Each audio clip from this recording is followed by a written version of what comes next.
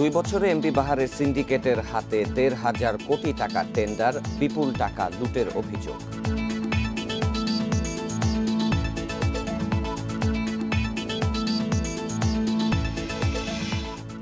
প্রথম ধাপে 24 পৌরসভা নির্বাচনে ইভিএম ভোট গ্রহণ শুরু, নিরাপত্তায় মাঠে আইন শৃঙ্খলা বাহিনী।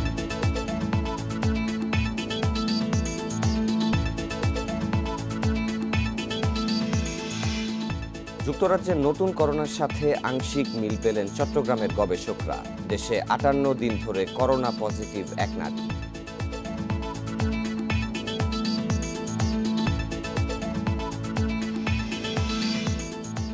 মোহাম্মদপুর জেনেভা ক্যাম্পে মাদক ব্যবসা চালান কিছু নেতা। প্রশাসনের সহায়তার অভিযোগ, বিভিন্ন মাদক বিক্রি হচ্ছে প্রকাশ্যেই।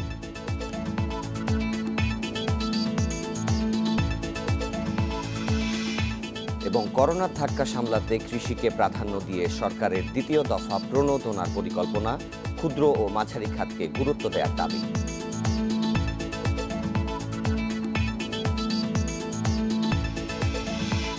স্বাগত সকাল 9টার বিরতিহীন ইন্ডিপেন্ডেন্ট সংবাদে। সাথে আছি শাফাদ্দিন ফরিদ এবং আরও আছি আমি ফারহানা হক। এতক্ষণ শুনছিলেন শিরোনাম, এবার চলে যাচ্ছি পুরো খবরে। কুমিল্লার সরকারি প্রতিষ্ঠানগুলো এমপি বাহার সিন্ডিকেটের কাছে জিম্মি। সিন্ডিকেটে বাহার পরিবার ও সমর্থকদের 8টি প্রতিষ্ঠান ঠিকাদার, আর এদের মাধ্যমেই কাজ করতে বাধ্য সরকারি প্রতিষ্ঠানগুলো। গত 2 বছরে এই টেন্ডার সিন্ডিকেট 1,500 কোটি টাকার 109টি প্রকল্পের কাজ পেয়েছে। আর এসব টেন্ডার বাণিজ্য কোটি কোটি টাকা হাতিয়ে নেওয়ার অভিযোগ এমপি বাহারের বিরুদ্ধে। তবে এমপি বাহারের সহযোগীরা বলছেন, টেন্ডার নিয়ন্ত্রণে থাকলেও বাণিজ্যের অভিযোগ মিথ্যা। কুমিল্লায় পাহাড় কেটে সড়ক নির্মাণ করায় ঠিকাদার প্রতিষ্ঠান হাসান টেকনো বিল্ডার্স ও হক এন্টারপ্রাইজের বিরুদ্ধে মামলার সুপারিশ করে পরিবেশ অধিদপ্তর। এতে ক্ষিপ্ত হয়ে সরকারি কর্মকর্তাকে এলাকা ছাড়ার হুমকি দেন স্থানীয় সংসদ সদস্য বাহাউদ্দিন বাহার। প্রশ্ন উঠেছে, ঠিকাদার প্রতিষ্ঠানের সঙ্গে বাহারের সম্পর্ক কি? খোঁজ নিয়ে জানা যায়, কুমিল্লার বেশিরভাগ সরকারি টেন্ডার নিয়ন্ত্রণ করেন এমপি বাহার। নিজ পরিবার এবং সমর্থকদের 8টি ঠিকাদার প্রতিষ্ঠান সিন্ডিকেটের দখলে কুমিল্লার বেশিরভাগ টেন্ডার। এগুলোর মধ্যে নিজের নামে messrs construction and equipment supplier, মেয়ের জামাই সাইফুল ইসলাম রনির নামে মেসার্স সাইফুল ইসলাম রনি, ব্যবসায়িক পার্টনার নাজবুল হাসানের হাসান টেকনো বিল্ডার্স, ব্যবসায়িক পার্টনার মোহাম্মদ আলমের রানা বিল্ডার্স, আরেক পার্টনার এনামের হক এন্টারপ্রাইজ, ব্যবসায়িক পার্টনার আবু বকর সিদ্দিকের নামে RABRC লিমিটেড। কুমিল্লা মহানগর স্বেচ্ছাসেবক লীগের সভাপতি জহিরুল আলম রিন্টুর ইসলাম এন্টারপ্রাইজ ও কুমিল্লা মহানগর যুবলীগের আহ্বায়ক কমিটির সদস্য হাসান ইমামের Messrs Hamim and brothers.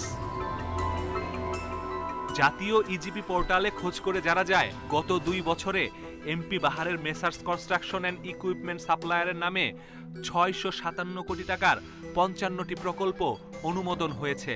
Hasan techno builders limited পেয়েছে 378 কোটি টাকার 9টি প্রকল্প, রানা বিল্ডার্স পেয়েছে 240 কোটি টাকার 4 প্রকল্প, হক এন্টারপ্রাইজ পেয়েছে 41 প্রকল্প, যার বাজেট 169 কোটি টাকা। কুমিল্লা চেম্বার অব কমার্সের সভাপতির অভিযোগ, সাংসদের ক্ষমতার অপব্যবহার করেই বাগিয়ে নিয়েছেন এসব টেন্ডার। এমন কোনো ডিপার্টমেন্ট আপনি পাবেন না যেখানে ওনার হস্তক্ষেপ চলে না। কেউ কোনো টেন্ডার দিতে পারে না। 2-3টা লাইসেন্স আছে ওনার, এই 2-3টা লাইসেন্সেই আপনার টেন্ডার হয় এবং এইগুলি পরবর্তীতে কাজ বিক্রি করেন। শুধু ক্ষমতা দিয়েই নয়, বাহারের বিরুদ্ধে ভয়ভীতি দেখিয়ে অন্যের টেন্ডার হাতিয়ে নেয়ারও অভিযোগ রয়েছে।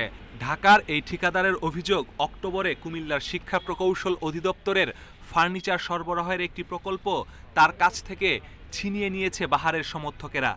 বাহার এমপি ছাড়া আর কারো কোনো কাজ কেউই কাজ করতে পারবেন না, তা আপনারাও কাজ করতে পারবেন না, আপনাদের অফার আপনারা ডিনাই করেন। তবে এসব অভিযোগের তোয়াক্কা করেন না এমপি বাহার। উল্টো তার ঠিকাদারি প্রতিষ্ঠানের বিরুদ্ধে কেউ কিছু বললে প্রকাশ্যে হুমকি দেন তিনি।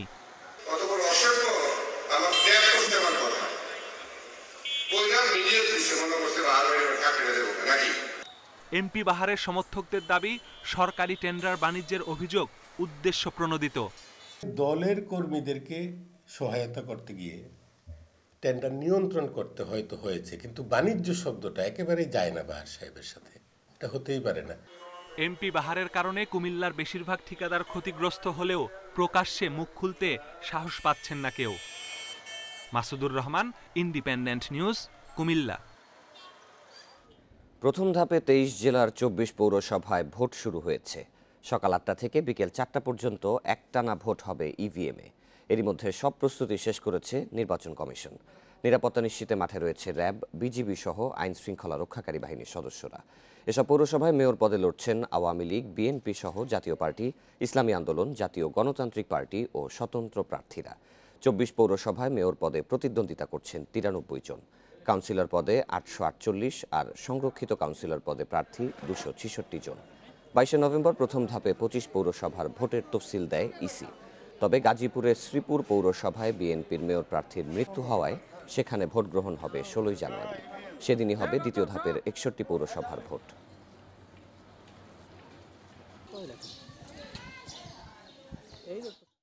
নির্বাচনের ভোট গ্রহণের আরও খবর জানাতে এবার বরিশাল ও চট্টগ্রাম থেকে যুক্ত হচ্ছেন সহকর্মীরা। শুরুতেই যাব চট্টগ্রামের সীতাকুণ্ডে, সেখানে রয়েছেন সহকর্মী অনুপম শীল।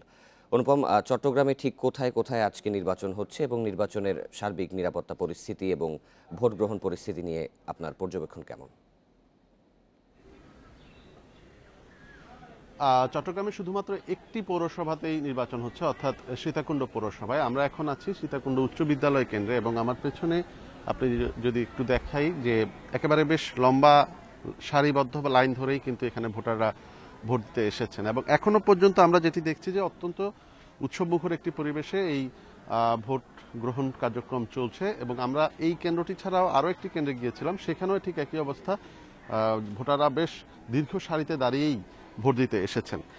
এই পৌরসভাটি মূলত 1998 সালে গঠনের পরে এখানে প্রায় 22 বর্গমাইল এলাকা জুড়ে এই পৌরসভাটি 9টি ওয়ার্ড এবং 3টি সংরক্ষিত ওয়ার্ডে আজকে ভোট হচ্ছে।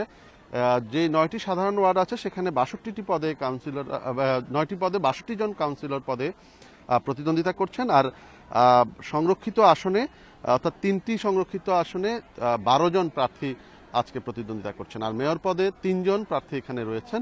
আওয়ামী লীগের একজন প্রার্থী, বিএনপির একজন প্রার্থী এবং আরেকজন নাগরিক কমিটির ব্যানারে রয়েছেন। তো একটু আগে আমরা চট্টগ্রাম জেলার পুলিশ সুপার SM রশিদুল হকের সাথে আমরা কথা বলেছিলাম। তিনি বলেছেন যে নিরাপত্তা ব্যবস্থায় তারা একেবারে পুঙ্খানুপুঙ্খভাবে পর্যালোচনা করেই এই ব্যবস্থাটি সাজিয়েছেন এবং এক্ষেত্রে প্রত্যেকটি কেন্দ্রে 4 জন অস্ত্রধারী পুলিশ সদস্য রয়েছে। এর বাইরে আনসার এবং টহল দল রয়েছে, পুলিশের র্যাবের টহল দল রয়েছে। এখানে নির্বাহী ম্যাজিস্ট্রেটের নেতৃত্বে প্রত্যেকটি ওয়ার্ডে একটি করে ভ্রাম্যমাণ আদালত কাজ করছে। তো সবকিছু মিলিয়ে এখনো পর্যন্ত পুরো পরিস্থিতি বেশ শান্ত এবং উৎসবমুখরই বলা যায়। এবং এবারই প্রথম এই পৌরসভায় শতভাগ ইভিএম এর মাধ্যমে ভোট হচ্ছে। তো ধারণা করা আমরা হয়তো বিকেল বা সময় গড়ানোর সাথে সাথে বুঝতে পারবো যে এখানে আসলে নির্বাচনের যে উত্তাপ সেটি ঠিক কতটা ছড়ায় এবং এখানে এই যে এখনো পর্যন্ত যে শান্তিপূর্ণ নির্বাচন গত প্রায় 1 ঘন্টা হতে চললো সেটি আসলে কতক্ষণ শান্তিপূর্ণ থাকে বা কতটা প্রতিযোগিতা বা প্রতিদ্বন্দ্বিতামূলক হয়ে ওঠে সেটি সময় গড়ানোর সাথে সাথে বোঝা যাবে। অনুপম, আপনি নিশ্চয়ই আরও খোঁজ খবর রাখতে থাকবেন। এবারে আমরা একটু বরিশালে যাব, সেখানে বাকেরগঞ্জ থেকে যুক্ত হবেন সহকর্মী মুরাদ আহমেদ। মুরাদ, আপনি যে কেন্দ্রে রয়েছেন সেখানের ভোট গ্রহণ তো শুরু হয়েছে, তো ভোটারের উপস্থিতি কেমন দেখছেন? এবং যেহেতু ইভিএমে ভোট গ্রহণ হচ্ছে, তো যারা ভোটার এসেছেন তারা কি এই প্রক্রিয়ার সাথে মানিয়ে নিতে পারছেন কিনা?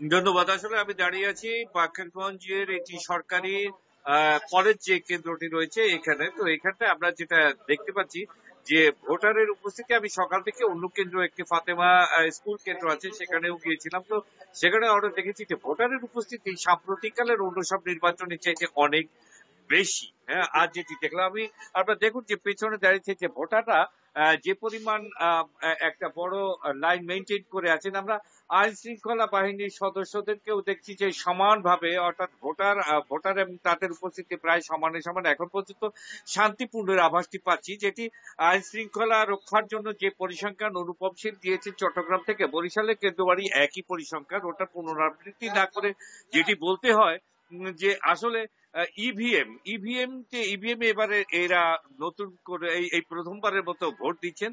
তো যেটি দেখলাম যে মানে যারা আসলে লেখাপড়া জানেন না, কোনো কিছু জানেন না, হ্যাঁ, তারাও যে ভোট দিতে এসেছেন একেবারে গ্রামীণ জনজীবনের মানে গ্রাসরুট লেভেল থেকে যারা উঠে এসে আজকে ভোট দিতে এসেছেন, তাদেরকে জিজ্ঞেস করলাম ইভিএম প্রসঙ্গে। তো তারা যেটি বলেছেন যে আসলে তারা খুব খুশি। তারা যেটি বলেছেন যে ব্যালট তাদের হাতে, ব্যালটে সিল মারো, তারপর হচ্ছে যে আবার বাক্সে ভরো, এবং ব্যালট মিসিং এর যে অভিযোগগুলো বিভিন্ন সময় ছিল, এর থেকে তারা মুক্ত। তারা ভোট দিয়ে এসেছেন এবং তারা নিজেরা দেখে এসেছেন যে তার ভোটটি সঠিক হয়েছে, ভোটটি ঠিক মতো দেওয়া হয়েছে। যতক্ষণ পর্যন্ত এটি না নিশ্চিত হয়েছে ততক্ষণ পর্যন্ত তারা কেন্দ্রে ছিলেন। তো এই বিষয়গুলো আসলে এবারে নির্বাচনে একটা বাড়তি প্রাপ্তি, যে কম্পিউটার বা একটা ইলেকট্রনিক ভোটিং যে সিস্টেমটা, এটি যে এত সহজে এরা আয়ত্তে এনেছেন, এটি কিন্তু একটা প্লাস পয়েন্ট হিসাবে আপাতত দেখা হচ্ছে। আর এখানে যারা বিএনপি প্রার্থী রয়েছেন তাদেরকে জিজ্ঞেস করেছিলাম যে আসলে ভোট সম্পর্কে আপনাদের মন্তব্য কি, বা কি বলতে চান, কোন রকম কোনো ত্রুটি আছে কিনা। তারা যেটি বলেছেন, না, এখন পর্যন্ত তারা একেবারে শান্তিপূর্ণ অবস্থায় রয়েছেন, কোন রকম তাদের কোনো ব্যাঘাত ঘটেনি। এটি হচ্ছে পলিটিক্যাল কথা। এখন যে কথাটি হচ্ছে যে যারা কাউন্সিলর রয়েছেন তারা কতক্ষণ সহনীয় অবস্থায় থাকতে পারেন তার উপরে নির্ভর করছে এই নির্বাচনের উত্তাপ। কিন্তু রাজনৈতিক যে উত্তাপ, তা আসলে আমি সকাল থেকে এই 1 ঘন্টার মধ্যে 2-3টি কেন্দ্র ঘুরে দেখেছি যে রাজনৈতিক উত্তাপ বলতে আসলে এই নির্বাচনে এখন পর্যন্ত আমি কিছুই টের পাইনি। এখানে যেটি হচ্ছে সেটি হলো যে নির্বাচনে কাউন্সিলর প্রার্থী যারা আছেন তাদের মধ্যে একটু হামভাব, দাপট এগুলো রয়েছে। তবে সেগুলো নিয়ন্ত্রণের জন্য আবার পুলিশ একটা কঠোর অবস্থানে রয়েছে। দেখা যাক কোথাও কোনো অঘটন না ঘটুক, এটাই সবাই কাম্য। কিন্তু দেখা যাচ্ছে যে যদি অঘটন ঘটে যায় সেক্ষেত্রে পুলিশ কতটুকু নিয়ন্ত্রণ করতে পারবে। তবে পুলিশের প্রস্তুতি যেভাবে সাদা পোশাকে দেখেছি আমরা, কিন্তু নির্বাহী ম্যাজিস্ট্রেটের টহল দেখছি, 2 প্লাটুন বিজেপি মোতায়েন করা হচ্ছে, র্যাবের টহল আছে। সবকিছু মিলিয়ে নির্বাচনী পরিবেশ এখন পর্যন্ত অত্যন্ত সুন্দর এই এলাকাটিতে। বরিশাল এবং চট্টগ্রামে স্থানীয় সরকার নির্বাচনের সর্বশেষ তথ্য জানাচ্ছিলেন সহকর্মীরা। এবার যুক্তরাজ্যে শনাক্ত হওয়া নতুন বৈশিষ্ট্যের করোনা ভাইরাসের সঙ্গে চট্টগ্রামে পাওয়া ভাইরাসের আংশিক মিল পাওয়ার কথা জানালেন গবেষকরা। চট্টগ্রাম বিশ্ববিদ্যালয়ের একদল গবেষক ভাইরাসের জিন বিন্যাস করতে গিয়ে এই তথ্য পেয়েছেন। তবে বিষয়টি নিয়ে এখনও পরীক্ষা নিরীক্ষা চলছে বলে জানিয়েছেন গবেষকেরা।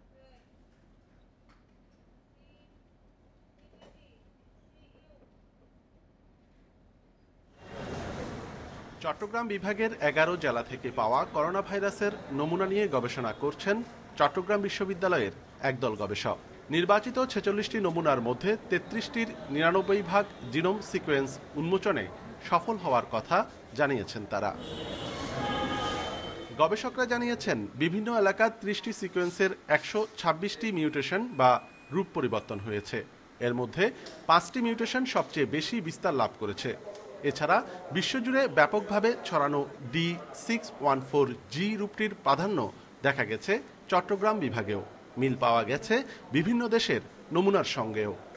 প্রত্যেকটা জেলার সাথে কম বেশি ইউএসের যে ভাইরাসের যে জিনোম সিকোয়েন্স, এটার সাথে আমরা মিলে এনসিপি এর যে ডাটাবেস আছে ওটার সাথে আমরা কম্পেয়ার করে আমরা এই তথ্যটা পাচ্ছি ব্লাস্ট করার পর। এরপর আমরা ইউরোপের সাথে মিল পেয়েছি, মধ্যপ্রাচ্যের কিছু দেশের সাথে মিল পেয়েছি, ইন্ডিয়ার সাথে পেয়েছি, জাপানের সাথে কয়েকটা পেয়েছি। তো মোটামুটি ডিস্ট্রিক্ট ওয়াইজ আবার আলাদা। সম্প্রতি যুক্তরাষ্ট্রে আতঙ্ক ছড়ানো নতুন ধরনের করোনার 6টি রূপের একটির সঙ্গে মিল পাওয়া গেছে চট্টগ্রামে পাওয়া করোনা ভাইরাসের। তবে বিষয়টি নিয়ে আরও পরীক্ষা নিরীক্ষা চলছে বলে জানিয়েছেন গবেষকরা। নমুনায় আমাদের জিনোম সিকোয়েন্সে পেয়েছি, তার মধ্যে একটা মিউটেশন ওই 6টা মিউটেশনের সাথে 6টা মিউটেশনের একটা, সব কয়টা মিউটেশন মিলিয়ে যে ভয়াবহতা কি প্রকাশ করছে ভাইরাসটা, নাকি শুধুমাত্র সিঙ্গেল একটা মিউটেশনের কারণে ভয়াবহতা প্রকাশ করছে, এ সম্পর্কে আরও ফার্দার গবেষণা দরকার আছে। গবেষকরা জানিয়েছেন এরই মধ্যে 12টি নমুনার জিনের বিন্যাস global initiative on sharing all influenza ডাটাবেইজে জমা দেওয়া হয়েছে। Anupam Shil, independent news, Chattogram. বিশ্ব স্বাস্থ্য সংস্থার তথ্য অনুযায়ী আক্রান্তদের শরীরে 10 দিনের বেশি থাকে না করোনা ভাইরাস। কিন্তু রাজধানীর এক নারী 58 দিন ধরে করোনা পজিটিভ, যদিও বর্তমানে তার করোনার কোনো লক্ষণ বা উপসর্গ নেই। রোগতত্ত্ববিদেরা বলছেন ডায়াবেটিস, উচ্চ রক্তচাপ বা জটিল রোগে আক্রান্তদের ক্ষেত্রে এমনটি হতে পারে। রেবেকা সুলতানা একটি আন্তর্জাতিক এনজিওর কর্মকর্তা। অক্টোবরের শেষ সপ্তাহে করোনার উপসর্গ দেখা দেয় তার। 30 অক্টোবর শনাক্ত হয় করোনা। ডায়াবেটিস, উচ্চ রক্তচাপ থাকায় দেখা দেয় জটিলতা। এমন অবস্থা চলে 1 মাস। আমি প্রচণ্ড যুদ্ধ করেছি প্রথম নভেম্বর মাসটা। এটা আমি কাউকে বুঝাতে পারবো না। প্রচণ্ড উইকনেস আছে, শরীরে পেইন আছে, পুরা জয়েন্টে পেইন আছে। আর যেটাই যে কিছুক্ষণ বেশি করলে কথা বললে আমার ব্রিথিং প্রবলেম হয়। হাসপাতাল ছেড়ে বাড়িতেই থাকছেন রেবেকা সুলতানা। এখন করোনার উপসর্গ নেই তার। পরিবারের অন্য সদস্যরা করোনামুক্ত হলেও এখনও ভাইরাস বহন করছেন তিনি। এ পর্যন্ত 5 বার করোনা পরীক্ষা করালেও প্রতিবার পজিটিভ এসেছে তার। আত্মীয় স্বজনের কাছ থেকে, সহকর্মীদের কাছ থেকে, সবার কাছ থেকে দূরে থাকার যে মানসিক যন্ত্রণা, যেটা আমি প্রত্যেকবার রিপোর্টটা খুব আশা নিয়ে হাতে নিয়েছি যে আমি কালকে থেকে সবার সাথে সহজভাবে মিশতে পারবো, কিন্তু সেটা আমি রিপোর্টটা পাওয়ার পরে আর হয়নি। সো আমি এখন পর্যন্ত এই যন্ত্রণার মধ্যে দিয়েই যাচ্ছি। বিশ্ব স্বাস্থ্য সংস্থার তথ্য অনুযায়ী আক্রান্ত ব্যক্তির শরীরে সাধারণত 10 দিনের বেশি থাকে না করোনা। কারো কারো ক্ষেত্রে 15 থেকে 20 দিনও থাকে। গবেষকেরা বলছেন দীর্ঘ সময় পজিটিভ থাকা মানেই আক্রান্ত নয়। এক্ষেত্রে করোনা ছড়ানোর আশঙ্কাও কম। ডায়াবেটিস অথবা HIV ভাইরাসে আক্রান্ত কিংবা ক্যান্সারে আক্রান্ত, কেমোথেরাপি নিচ্ছেন, রেডিওথেরাপি নিচ্ছেন, এইসব ক্ষেত্রে তাদের শরীরে রোগ প্রতিরোধ ক্ষমতা কম থাকে এবং ভাইরাস তখন দীর্ঘদিন রেপ্লিকেট করার একটা সুযোগ পায়। তো এইসব ক্ষেত্রে কিন্তু তাদের শরীরে অনেকদিন করোনা ভাইরাস সক্রিয় অবস্থায় থাকতে পারে। দীর্ঘ সময় করোনা পজিটিভ থাকার ঘটনা বিশ্বে বিরল। এ পর্যন্ত সর্বোচ্চ 120 দিন পজিটিভ পাওয়া গেছে চীনে। Hasan Misbah, independent News, Dhaka. দেশে করোনায় একদিনে আরও 24 জনের মৃত্যু হয়েছে। এ নিয়ে মোট প্রাণহানি দাঁড়ালো 7,452 জনে। শনাক্ত বিবেচনায় মৃত্যুর হার 1.46। রোববার দুপুর পর্যন্ত 24 ঘন্টায় 167টি ল্যাবে সারা দেশে মোট নমুনা পরীক্ষা হয় 12,650 জনের। এর মধ্যে করোনা শনাক্ত হয়েছে 1,049 জনের। পরীক্ষা বিবেচনায় শনাক্তের হার 8.29। এ নিয়ে এ পর্যন্ত করোনা আক্রান্ত হচ্ছেন 5,09,148 জন। স্বাস্থ্য অধিদপ্তরের বিজ্ঞপ্তিতে আরও জানানো হয়, নতুন করে সুস্থ 1,473 জন সহ মোট সুস্থ 4,51,961 জন। শনাক্ত বিবেচনায় সুস্থতার হার 88.77।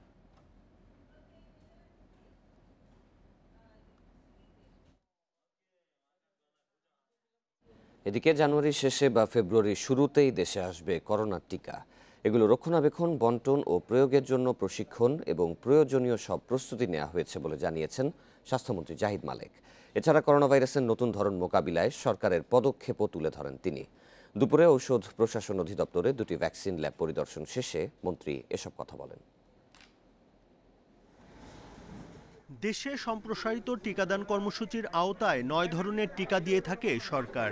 এসব টিকা রক্ষণাবেক্ষণ সহ বন্টন প্রক্রিয়ায় প্রয়োজন হয় মান নিয়ন্ত্রণের। দেশে আসছে বহুল আকাঙ্ক্ষিত করোনার টিকা। এসব টিকার সঠিক মান নিয়ন্ত্রণ নিশ্চিতে বাড়ানো হচ্ছে সুযোগ সুবিধা। এরই অংশ হিসেবে অত্যাধুনিক ল্যাব স্থাপন সহ স্বাস্থ্যকর্মীদের দেয়া হচ্ছে পর্যাপ্ত প্রশিক্ষণ, বলছেন স্বাস্থ্যমন্ত্রী। ভ্যাকসিনের আনা, প্রস্তুতি সবকিছু আমরা সঠিকভাবে করে যাচ্ছি এবং ভ্যাকসিন দেওয়ার জন্য যে জনবল, সেই জনবলেরও আমরা ব্যবস্থা আমাদের আছে। আমরা আরও কিছু বাড়তি ব্যবস্থাও নিচ্ছি। জানুয়ারির শেষে বা ফেব্রুয়ারির শুরুতেই দেশে করোনার টিকা আসবে জানিয়ে মন্ত্রী বলেন, প্রথম ধাপে 25 লাখ মানুষের জন্য 50 লাখ টিকা আসবে। এভাবে পর্যায়ক্রমে অক্সফোর্ড অ্যাস্ট্রাজেনেকার 3 কোটি টিকাও আসবে, আর কোভ্যাক্সের টিকা আসবে জুনে। করোনা ভাইরাসের নতুন ধরন নিয়ন্ত্রণে বিমানবন্দরগুলোতে প্রতিরোধমূলক ব্যবস্থা নেয়ার কথাও জানান মন্ত্রী। যা ব্যবস্থা নেওয়া সম্ভব সেটা আমরা নিয়েছি। আমাদের এয়ারপোর্ট স্ক্রিনিং আরও জোরদার করেছি। আমরা যারা ইউরোপ থেকে লোক আসবে তাদের জন্য সেপারেট লাইন আমরা করতে বলেছি এবং যারা ওখান থেকে সার্টিফিকেট ছাড়া আসবে তাদেরকে 7 দিন কোয়ারেন্টাইনে রাখার জন্য বলা হয়েছে। করোনা নিয়ন্ত্রণের পদক্ষেপ নিয়ে অনেকে অযথাই সমালোচনা করেন উল্লেখ করে মন্ত্রী বলেন, বাংলাদেশ করোনা নিয়ন্ত্রণে সঠিক পথেই আছে। এক্ষেত্রে সরকারের নানা পদক্ষেপও তুলে ধরেন মন্ত্রী। Buddhadeb Kundu, independent News, Dhaka. মাদকের আখড়ায় পরিণত হয়েছে রাজধানীর মোহাম্মদপুর জেনেভা ক্যাম্প। মুদি দোকান থেকে শুরু করে ইলেকট্রনিক্স, মোবাইল সার্ভিসিং এর দোকানেও প্রকাশ্যে বিক্রি হচ্ছে ইয়াবা, গাঁজা সহ নানা মাদক। স্থানীয়রা বলছেন, প্রশাসনের সহযোগিতায় মাদক ব্যবসা নিয়ন্ত্রণ করছে ক্যাম্পের কিছু নেতা। কিভাবে প্রকাশ্যে মাদক বিক্রি হচ্ছে তার কোনো সদুত্তর দিতে পারেনি মাদকদ্রব্য নিয়ন্ত্রণ অধিদপ্তর। পুলিশ বলছে, খিঞ্জি এলাকার কারণে ক্যাম্পে অভিযান চালানো সহজ নয়। প্রকাশ্যে মাদক কেনাবেচা যেন এখানে খুব স্বাভাবিক বিষয়। ইন্ডিপেন্ডেন্ট টেলিভিশনের ক্যামেরায় ধরা পড়ল চিহ্নিত মাদক ব্যবসায়ী বাবুর ইয়াবা বিক্রির দৃশ্য।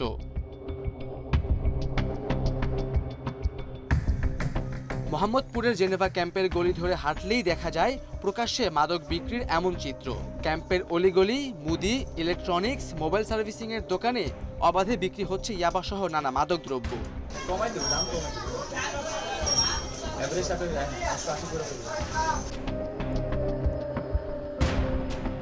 অনুসন্ধানে জানা গেছে, রাজধানীর যে কয়েকটি স্পটে মাদক বিক্রি হয় তার অন্যতম জেনেভা ক্যাম্প। বাসিন্দাদের দাবি, এই কারবার নিয়ন্ত্রণ করছেন ক্যাম্পের কিছু নেতা।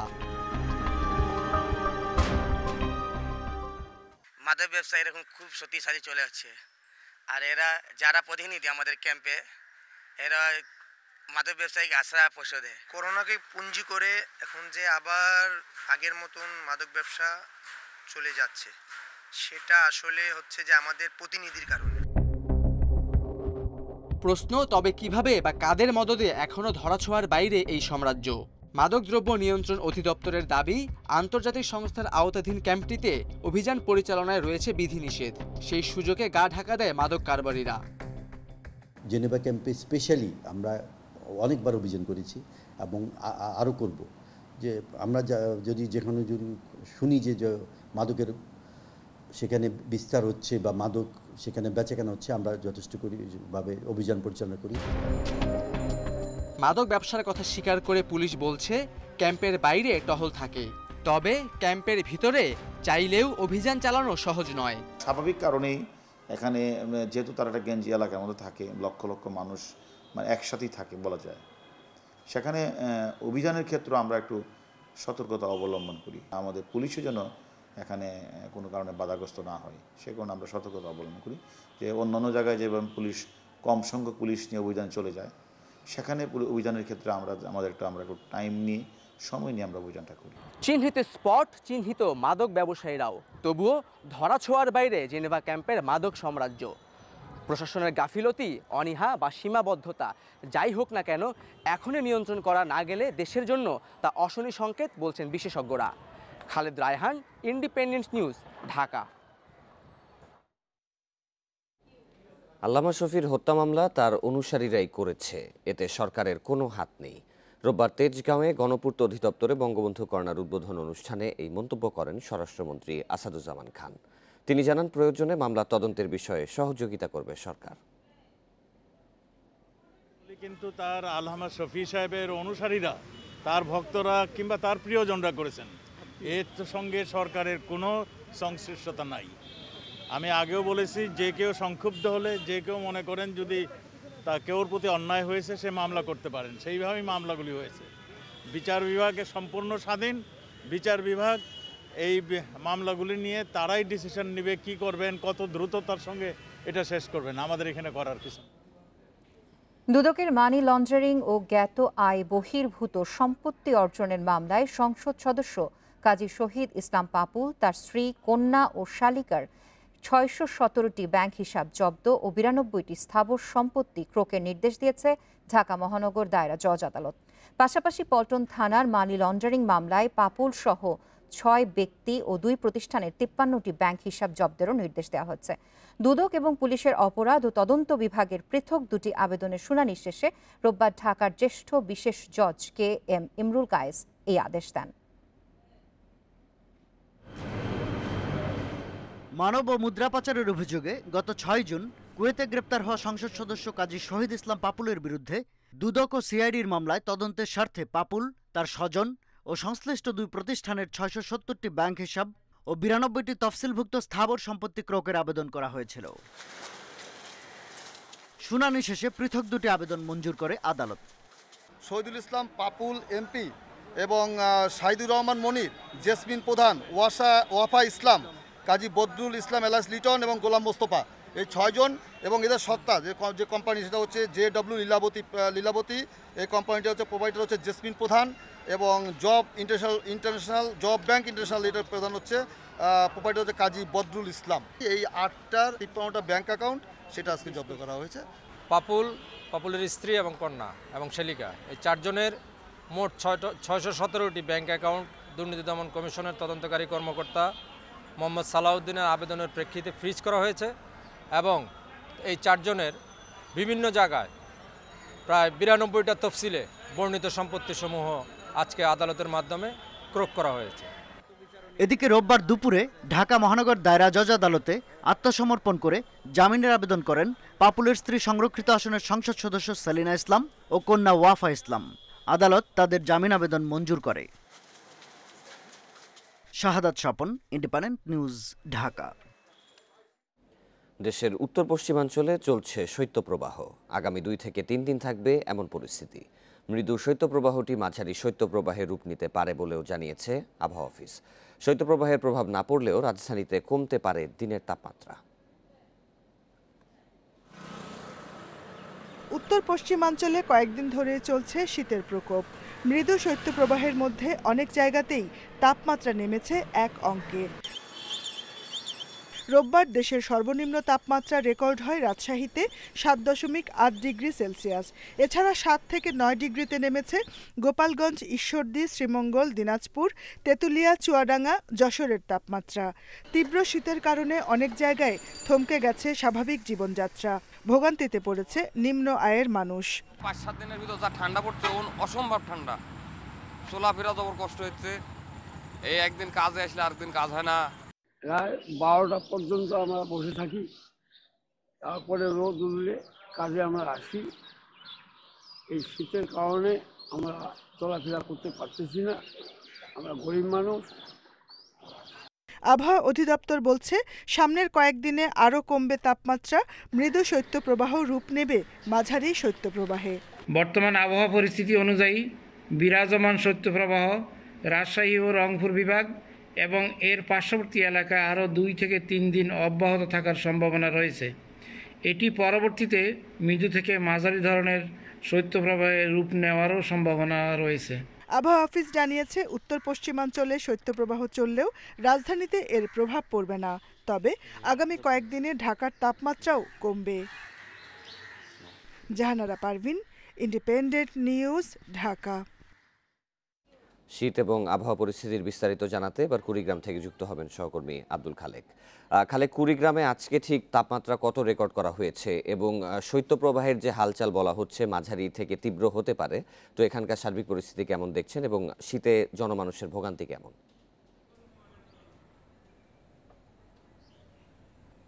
গত কয়েকদিন ধরে আসলে তাপমাত্রা 10 ডিগ্রি সেলসিয়াসের খুব কাছাকাছি থাকছে এবং আজকেও সেই রকম একটা অবস্থা বিরাজ করছে। তবে সকালে কিছু ঘন কুয়াশার আচ্ছন্ন থাকলেও কিছুক্ষণ পরেই কিন্তু রোদের দেখা পাওয়া যায় এবং এখন কিন্তু ঝলমলে রোদের একটা আমরা চিত্র দেখতে পাচ্ছি। তবে গত কয়েকদিন ধরে কিন্তু এই অবস্থা চলছে। তবে স্থানীয় আবহাওয়া অফিসের কর্মকর্তাদের সাথে আমি কথা বলেছি, তারা জানিয়েছেন 30 অথবা 31 তারিখে এখানে মাঝারি ধরনের শৈত্যপ্রবাহের একটি সম্ভাবনা রয়েছে এবং সেক্ষেত্রে কিন্তু আবারও ঘন কুয়াশার যে প্রকোপ সেটি কিন্তু বাড়তে পারে। আর আপনাকে জানিয়ে রাখি যে সন্ধ্যা থেকে সারা রাত এবং ভোর পর্যন্ত কিন্তু কনকনে ঠান্ডা এবং হিমেল হাওয়ার একটা প্রকোপ কিন্তু তীব্র থাকে এবং এরপরেই কিন্তু দেখা যাচ্ছে যে 8টা থেকে 8টার পরেই রোদ ওঠে। গত কয়েকদিন ধরে এই একটা অবস্থা চলছে। তো নদ নদী তীরবর্তী যে এলাকাগুলো রয়েছে, বিশেষ করে চরাঞ্চল, সেখানে কিন্তু মানুষের দুর্ভোগ সেটি কিন্তু লাঘব হয়নি। আর একটি এর সাথে যুক্ত হয়েছে কর্মহীনতা। কারণ এই মুহূর্তে চরাঞ্চল এবং নদ নদী তীরবর্তী এলাকায় কোনো কাজ নেই। কাজ না থাকার কারণে কিন্তু তারা বেকার বসে আছে এবং যাদের শীতবস্ত্র সংগ্রহের কথা তারা কিন্তু এখনো কোনো শীতবস্ত্র সংগ্রহ করতে পারেনি। বিশেষ করে শ্রমজীবী মানুষ তারা কিন্তু সকালে উঠে কোনো কাজে যাওয়ার মতো অবস্থা নেই এবং প্রশাসনের সাথে আমরা কথা বলেছি, তারা জানিয়েছে যে এ পর্যন্ত 35,000 কম্বল 9টি উপজেলার বিভিন্ন এলাকায় বিতরণ করা হয়েছে এবং প্রত্যেকটি উপজেলার জন্য 6 লক্ষ টাকা আলাদা করে বরাদ্দ দেওয়া হয়েছে যাতে করে শীতবস্ত্র কিনে শীতার্ত মানুষের মধ্যে বিতরণ করা হয়। এতে কুড়িগ্রামের সার্বিক পরিস্থিতির তথ্য জানাচ্ছিলেন সহকর্মী আব্দুল খালেক। করোনার দ্বিতীয় ঢেউ থেকে অর্থনীতি রক্ষায় দ্বিতীয় দফায় প্রণোদনা ঘোষণা করতে যাচ্ছে সরকার। অর্থ মন্ত্রণালয়ের কর্মকর্তারা জানিয়েছেন, কৃষিকে গুরুত্ব দিয়ে এই প্রণোদনা পরিকল্পনা করা হচ্ছে। এদিকে অর্থনীতিবিদ ও ব্যবসায়ীরা বলছেন, কর্মসংস্থান ও অর্থনীতির দ্রুত পুনরুদ্ধারে ক্ষুদ্র ও মাঝারি খাতে জোর দেওয়া প্রয়োজন। প্রথম দফার ধাক্কা সামলে উঠতে না উঠতেই বিশ্বজুড়ে আবারও করোনার ধাক্কা। সংক্রমণ ঠেকাতে যুক্তরাজ্য সহ অনেক দেশ হাঁটছে লকডাউনের পথে। এতে বিশ্ব অর্থনীতি আবারও সংকুচিত হওয়ার শঙ্কা দেখা দিয়েছে, যার প্রভাব পড়বে দেশের অর্থনীতিতেও। এ অবস্থায় গত বুধবার দ্বিতীয় প্রণোদনা প্যাকেজ তৈরির নির্দেশ দেন প্রধানমন্ত্রী শেখ হাসিনা। এর আলোকে কাজ শুরু করেছে অর্থ মন্ত্রণালয়। ব্যবসায়ীরা বলছেন, করোনার প্রথম ধাক্কা থেকে অর্থনীতি পুনরুদ্ধারে প্রথম দফা প্রণোদনা উল্লেখযোগ্য অবদান রেখেছে। তবে বড় প্রতিষ্ঠানগুলোর মতো সুবিধা পায়নি ক্ষুদ্র মাঝারি খাতের ব্যবসায়ীরা, যা অর্থ মন্ত্রণালয়ের পর্যালোচনায়ও উঠে আসে। অলরেডি কারো যদি কোনো ব্যাংকের লোন থেকে থাকে, এটাকে একটা লঙ্গার টাইম লিমিট দিয়ে আপনারা রিস্ট্রাকচার করেন। আমার যদি ওয়ার্কিং ক্যাপিটাল তারপর টার্ম লোন দুটো একসাথে করে একটা স্পেশাল কনসিডারেশন করে আপনারা সময় বাড়িয়ে দেন, 7 বছর দেন, 5 বছর দেন। তৈরি পোশাক শিল্প মালিকরা বলছেন, করোনার প্রথম ধাক্কায় বাতিল হয়েছে প্রায় 25,000 কোটি টাকার রপ্তানি আদেশ। দ্বিতীয় ধাক্কায়ও স্থগিত হচ্ছে ক্রয়াদেশ। আবার অনেক ক্রেতা প্রতিষ্ঠান ক্রয়াদেশ বাতিল না করলেও অর্থ পরিশোধ করতে পারছেন না। আগেকার মতো আমরা 4 মাসের স্যালারির যে সুবিধাটুকু আমরা সেটা আবার চাই। আগেকার যে লোনটা আমরা নিয়েছি সেটা 6 মাস পর থেকে যাওয়ার যে বিধানটা করা হয়েছিল সেটা কোনোভাবেই আপনারা বুঝতেই পারছেন যে এটা বাস্তবসম্মত নয়, কারণ কোভিড এখনো কিন্তু মানে প্রকট সংকট আকারেই এখনো কোভিড বিরাজমান। অর্থনীতিবিদরা বলছেন, করোনার কারণে অনেকেই কাজ হারিয়েছেন, আবার অনেকের উপার্জন কমে গেছে। তাই কর্মসংস্থান পুনরুদ্ধারে জোর দেওয়ার পরামর্শ তাদের। এমপ্লয়মেন্টগুলো হারিয়ে গেছে সেগুলো কিন্তু খুব বেশি ফেরত আসছে না, বা ইনকাম লস যেটা হয়েছে বা ইনকাম অনেকে কমে গেছে সেটাও খুব বেশি আগের জায়গায় আসছে না। তো দ্বিতীয় স্টিমুলাসটাতে আসলে এই বিষয়টাতেই সবচেয়ে বেশি নজর দিতে হবে যে আমরা স্টিমুলাসের ডিজাইনটা কেমন ভাবে করলে এমপ্লয়মেন্ট প্রোটেকশনে আমরা একটা গতি পাবো। প্রথম দফায় প্রায় 1.25 লাখ কোটি টাকার 21টি প্রণোদনা প্যাকেজ বাস্তবায়ন করছে সরকার, যার আওতায় ব্যবসায়ীদের দেয়া হচ্ছে স্বল্প সুদে দীর্ঘমেয়াদী ঋণ। Ruhul Amin, independent News, Dhaka. বছর জুড়ে নিত্যপণ্যের বাজারে ছিল রুদ্ধশ্বাস অবস্থা। আলু কিনতে গিয়েই সবচেয়ে বেশি নাভিশ্বাস উঠেছে ক্রেতার। সরকার 2 দফা দাম বেঁধে দিয়েছে, বিক্রি হয়েছে টিসিবির খোলা ট্রাকেও। তবে কাজের কাজ কিছুই হয়নি। চাল, পেঁয়াজ আর সবজির দামও ছিল বাড়তি। এসব বিষয়ে মেনে নিয়েই বাজার নিয়ন্ত্রণের নানা পদক্ষেপের কথা জানাচ্ছেন বাণিজ্যমন্ত্রী। করোনার কারণে মার্চের পর থেকে রুদ্ধশ্বাস অবস্থায় মানুষ। আয় কমলেও নিত্যপণ্য কিনতে গিয়ে বিপন্ন বোধ করেছেন অনেক ক্রেতা। মানুষ ইনকাম কম, সেই হিসাবে আমরা কিনতে গেলে আমাদের একটু চিন্তা করে কিনতে হয়। মানে অনেক সময় হয়তো যেটা আমার প্রয়োজন 1 কেজি সেখানে আমাকে হাফ কেজি নিতে হচ্ছে। ভাতের ওপর চাপ কমাতে একসময় পরামর্শ দেওয়া হয়েছিল আলু খাওয়ার। তবে 20 থেকে 25 টাকা কেজির সেই আলুর দামই হয়েছে 1 কেজি চালের দামের সমান। বিক্রি হয়েছে 55 থেকে 60 টাকায়, যা স্মরণকালে সর্বোচ্চ। টিসিবি নিজেই জানাচ্ছে 1 বছরে এর দাম বেড়েছে 100 ভাগ। পরিস্থিতি সামাল দিতে সেপ্টেম্বরে 2 দফা দাম বেঁধে দিয়েছিল সরকার। পাশাপাশি প্রথমবারের মতো টিসিবির খোলা ট্রাকেও বিক্রি হয়েছে আলু। কিন্তু এত কিছুর পরও সরকার নির্ধারিত 35 টাকা কেজিতে পাওয়া যায়নি আলু। ক্রয় ক্ষমতা এবং মানুষের নিয়ন্ত্রণের মধ্যে থাকে এমন বাজার প্রত্যাশা করছি। অবশ্যই সরকার এটা নিয়ে একটা ভালো পদক্ষেপ নেবে এবং মানুষের এই ক্রয়সীমার মধ্যে তরিতরকারি দামটা নিয়ে আসবে। চড়া ছিল পেঁয়াজের বাজারও।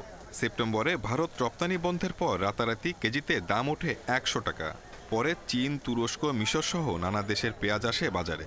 সঙ্গে মুড়িকাটা পেঁয়াজ ওঠাই সহনশীল হয় দাম। চালেও একই অবস্থা, কার্যকর হয়নি মিলগেটের বেঁধে দেওয়া দাম। আমরা চেষ্টা করব প্রথম থেকে কৃষি মন্ত্রণালয় যেহেতু এগুলো প্রোডাকশনের সাথে তাদের সাথে আমরা সম্পৃক্ত থাকবো, যোগাযোগ রাখবো, যাতে করে বাজারটা চেষ্টা করা যায়। তবে অনেক কিছুই বাইরে ইন্টারন্যাশনাল মার্কেটের উপর ডিপেন্ডেন্ট। অভিজ্ঞতা থেকে চেষ্টা করবো যাতে সহনীয় মাত্রায় রাখা যায় সব দিক থেকে।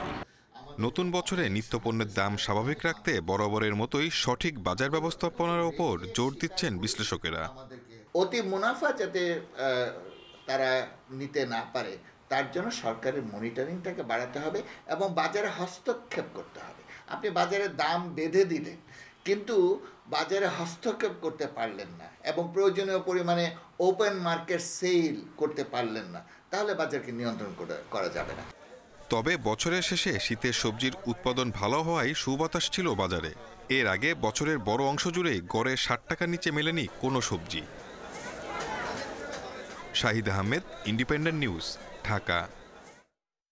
আপনারা দেখছেন সকাল ৯টার বিরতিহীন সংবাদ। সংবাদে আরো যা থাকছে। কক্সবাজারে পাহাড় নদীর মেলবন্ধনে গড়ে উঠেছে নতুন পর্যটন কেন্দ্র। পর্যটকদের সব সুবিধা নিশ্চিতের আশ্বাস।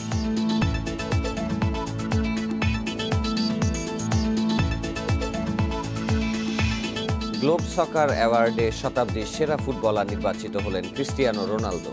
সেরা দল রিয়াল মাদ্রিদ।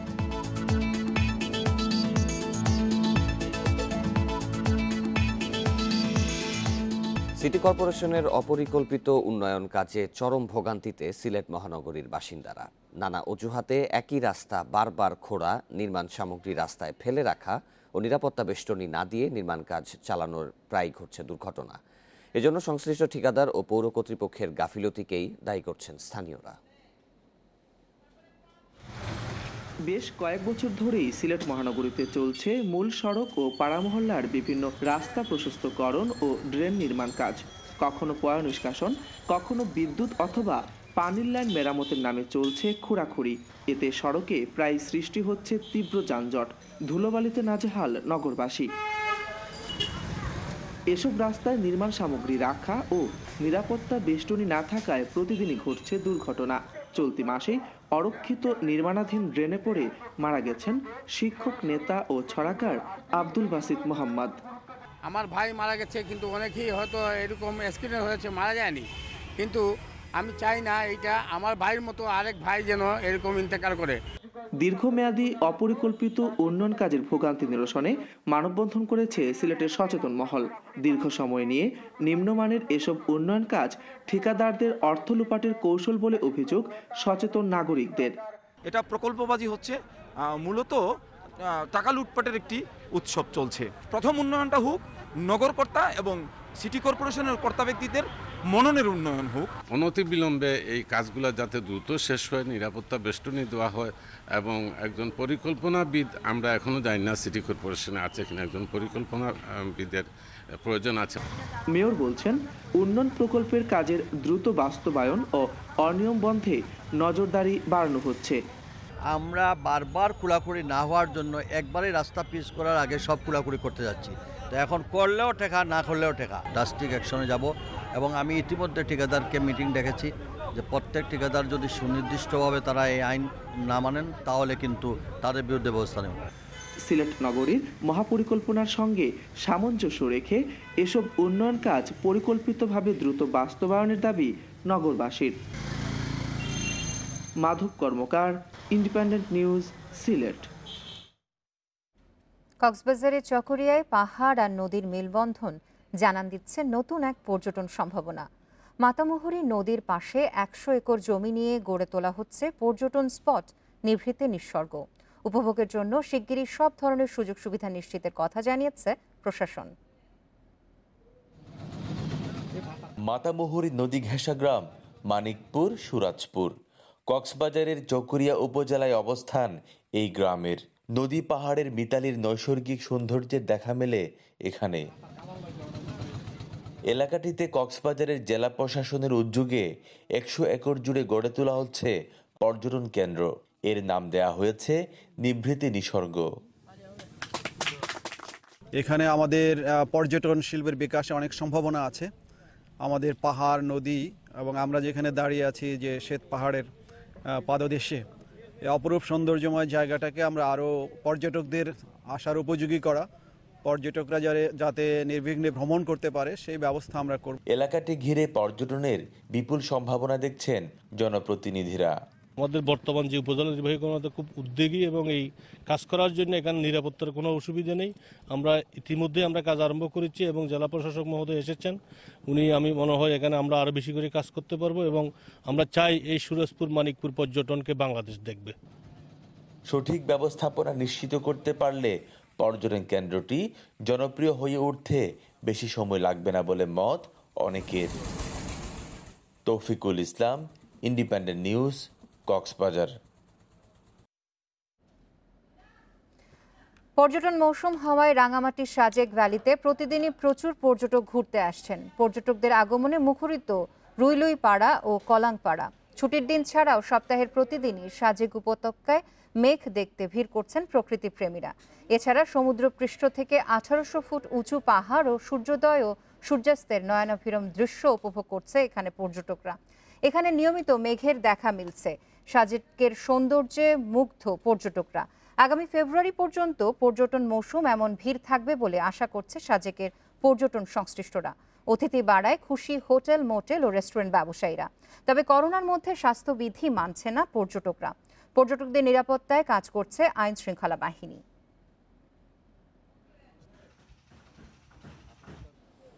একদিনে বিশ্বে করোনায় প্রায় 7,000 জনের মৃত্যু হয়েছে। এ নিয়ে বিশ্বে করোনায় মোট প্রাণহানি ছাড়ালো 17,71,000।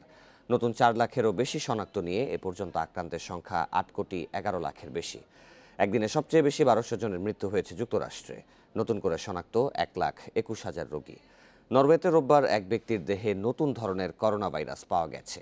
নতুন ধরনের করোনা শনাক্তের পর যুক্তরাজ্যে বেড়েই চলেছে বিস্তার। একদিনে আরও 30,000 মানুষ করোনা ভাইরাসে আক্রান্ত। এছাড়াও রাশিয়ায় 28,000, জার্মানিতে 12,000, ইতালিতে 8,000, নেদারল্যান্ডসে 9,000 এবং তুরস্কে 14,000 মানুষের দেহে পাওয়া গেছে করোনা ভাইরাস। নতুন ধরনের করোনা ভাইরাস শনাক্তের পর বিদেশ থেকে আসা ভ্রমণকারীদের জাপানে প্রবেশে নিষেধাজ্ঞা দেওয়া হয়েছে। সোমবার থেকে জানুয়ারি মাসের শেষ দিক পর্যন্ত এই নিষেধাজ্ঞা কার্যকর থাকবে। করোনা সংক্রমণ রুখতে তৃতীয়বারের মতো দেশজুড়ে 2 সপ্তাহের লকডাউন জারি করেছে ইসরায়েল সরকার। তবে স্কুল খোলা থাকছে বলে জানিয়েছেন দেশটির প্রধানমন্ত্রী বেনিয়ামিন নেতানিয়াহু। সাউথ আফ্রিকায় মোট শনাক্ত 10 লাখ ছাড়িয়েছে।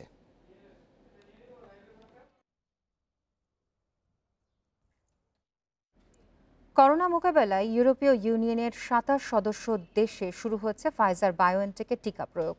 গণহারে টিকা কর্মসূচিকে ইউরোপীয় ঐক্যের জন্য মর্মস্পর্শী মুহূর্ত বলে আখ্যা করেছেন অঞ্চলটির নেতারা।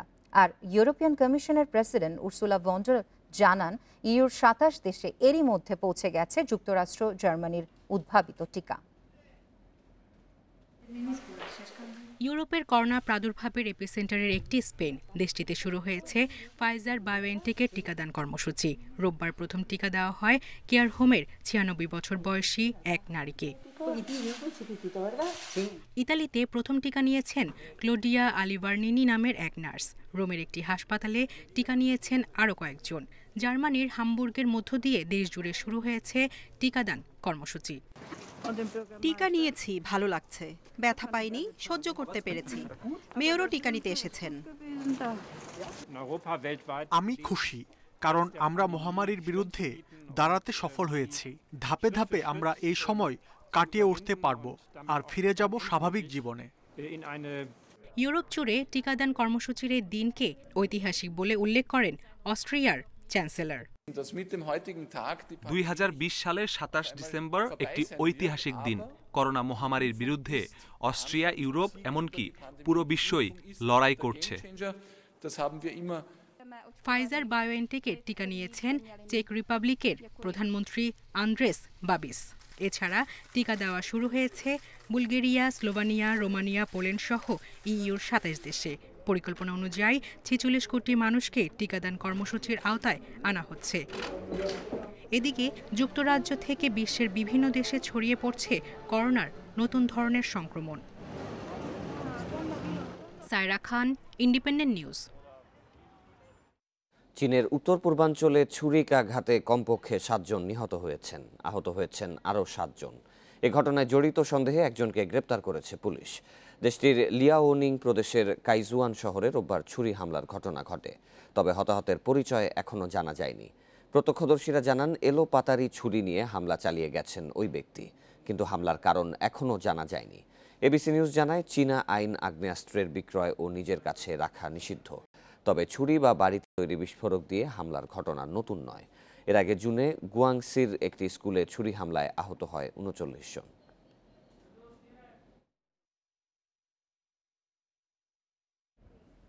পাঁচবারের ব্যালন ডি'অর জয়ী ক্রিস্টিয়ানো রোনালদো এবার পেলেন অনন্য এক সম্মাননা।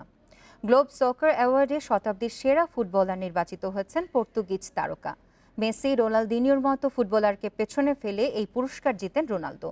বিবেচ্য সময় ছিল ২০০১ থেকে ২০২০ সাল। সাফল্যে মোড়ানো এই সময়ে রোনালদো জিতেছেন রেকর্ড ৫টি চ্যাম্পিয়ন্স লিগ, ম্যানচেস্টার ইউনাইটেডের হয়ে ৩টি ইংলিশ প্রিমিয়ার লিগ, রিয়াল মাদ্রিদের হয়ে ২টি লা লিগা, ইউভেন্টাসের হয়ে ২টি সেরিয়া, দেশের হয়ে একটি ইউরোপিয়ান চ্যাম্পিয়নশিপ ও ইউফা নেশনস লিগ সহ অনেক শিরোপা। ২১ শতকের সেরা কোচ নির্বাচিত হয়েছেন ম্যানচেস্টার সিটির দায়িত্বে থাকা পেপ গার্দিওলা, আর এই শতকের সেরা club Real Madrid. FIFA the best হবার পর গ্লোব সকার অ্যাওয়ার্ডেও বর্ষসেরা স্বীকৃতি পেয়েছেন লেভানডস্কি।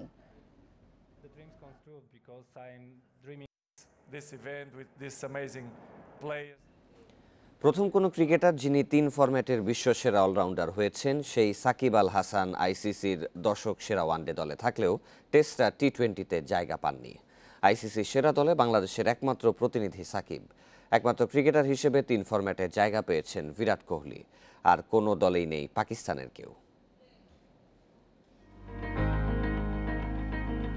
2019 বিশ্বকাপ সাকিবের ক্যারিয়ার হাইলাইটস। ব্যাটে বলে অতিমানবীয় পারফরমেন্স তাকে কিংবদন্তির কাতারে নিয়ে গেছে নিঃসন্দেহে। কিন্তু সাকিব কখনোই আড়ালে ছিলেন না, থাকেননি, থাকতে দেয়নি তার অলরাউন্ড পারফরমেন্স। ব্যাটে রান নেই, সেটা বোলিংয়ে পুষিয়েছেন। তর্ক, সমালোচনা, শত প্রশ্নের জবাব বরাবরই দিয়েছেন 22 গজে, যা প্রতিদান দিয়েছে ক্রিকেট। গায়ে সেটে গেছে নাম্বার 1 অলরাউন্ডার ট্যাগ। ছোট দলের বড় তারকা থেকে শুরু, সবসময় সাকিব প্রতিপক্ষের সমীহ আদায় করে নিয়েছেন আপন মহিমায়। 13 বছরের আন্তর্জাতিক ক্যারিয়ার পরিসংখ্যান তাকে বানিয়েছে মহাতারকা।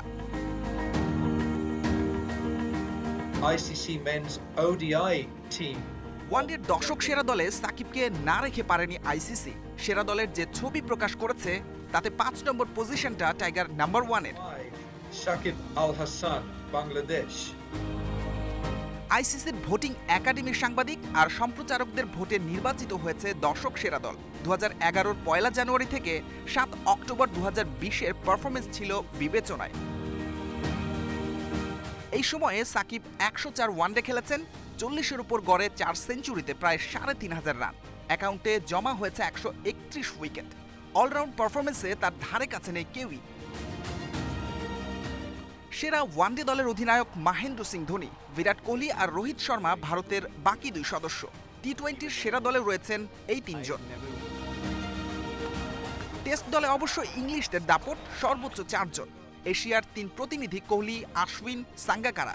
এখানে নেতৃত্ব কোহলির কাঁধে। তিনি একমাত্র ক্রিকেটার যিনি আছেন 3 ফরম্যাটের দলে।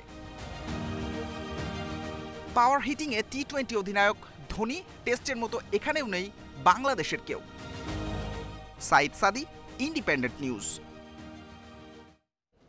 ওয়েস্ট ইন্ডিজের বিপক্ষে নাইম হাসানের খেলা অনিশ্চিত। ইনজুরি থেকে সময় মতো সেরে ওঠা নিয়ে শঙ্কা দেখা দিয়েছে।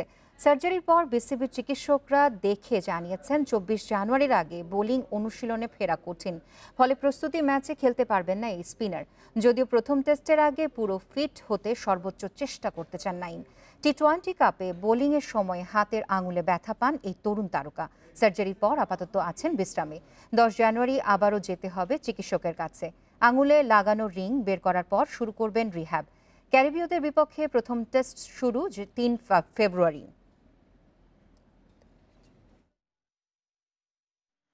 হাতের মধ্যে যে 2টা পিন লাগিয়েছে ওগুলো খুলে ফেলবে। এরপর 2 সপ্তাহের মতন টাইম লাগবে আমার বোলিংয়ে ফিরতে। এমনি এখন থেকে রানিং, জিম এগুলো করতে পারবো। জিমের মধ্যে ওয়েট ছাড়া জিম করতে বলেছে।